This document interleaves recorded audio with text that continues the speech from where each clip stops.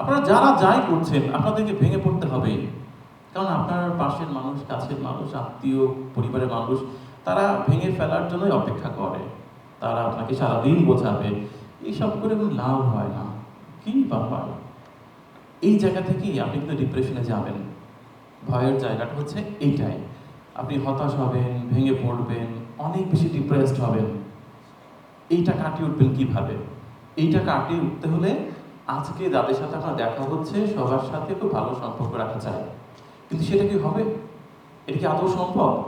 যদি তা না হয় তাহলে আপনি কিন্তু আজকে থেকে কিছুই পেলেন না। আজকে যে এত কষ্ট করে ঢাকাতে আসলেন এবং একটা বৃষ্টিস্নাত দিন, দুপুরের পরে ঘুমালে তো ভালোই হতো। অনেকেই দেখলাম চেয়ারে এত দারুণ করে ঘুমাচ্ছে, আমার লোভ হচ্ছিল। ভালো ঘুমানো দেখলেই লোভ হয়।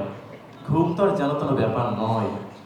দেখুন, আপনি আপনার পাশে বসে আছে চন্দন দা, তার কাছে সে তো সবকিছু ভুলে দেবে না, কারণ সে তো ঝিনুকের মধ্যে লুকানো মুক্তার মতো।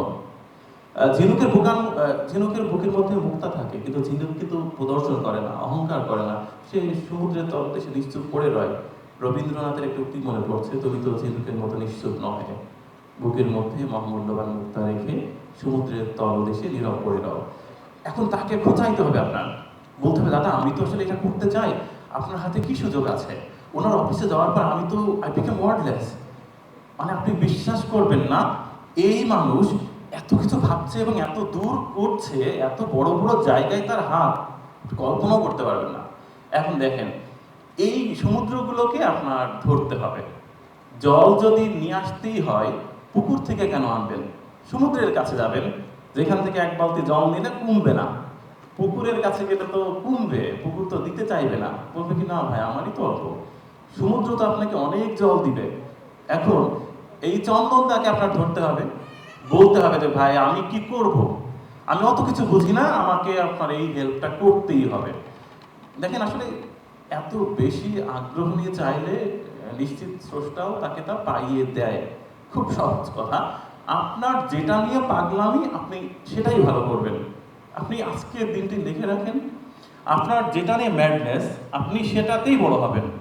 আমার বাবা তো আমাকে ল পড়িয়েছিল, আমাকে সুপ্রিম কোর্টে পাঠানো হলো, আমাকে ব্যাংকের ম্যানেজারিতে পাঠানো হলো, আমি কোনো কিছুই পারলাম না, হলো না।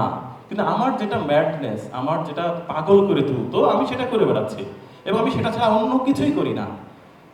আর যত সুযোগ আছে সব কিছুকে আমি অ্যাভয়েড করছি প্রতিদিন, প্রত্যেক দিন। আমি তাহলে কেন এটা করছি? কারণ আমার কাছে মনে হয়েছে আমার চর্চাটা হচ্ছে কথা বলা, আমার চর্চাটা শিল্প সাহিত্য নিয়ে, আমি ওটাতেই থাকতে চাই। আপনি যেটা করছেন, সারা পৃথিবী আপনাকে ত্যাগ করে দিক, আপনার তো কিছু যায় আসে না। আরে বাবা, দিন শেষে তো আপনি তো আপনারই। আপনি নিজে যদি ভালো থাকতে পারেন, পৃথিবীর এত লোকের তো হিসেব কষার দরকার নেই। সমস্ত আকাশটা তো আপনার মাথার উপর দিন আপনি ঘোরেন না। সো এত লোক আপনাকে ভালোবাসতেই হবে কেন? দুই একটা লোক ভালোবাসলে ভালো, না বাসলে না। বাট আপনি আপনার জায়গা থেকে সরে যেয়েন না।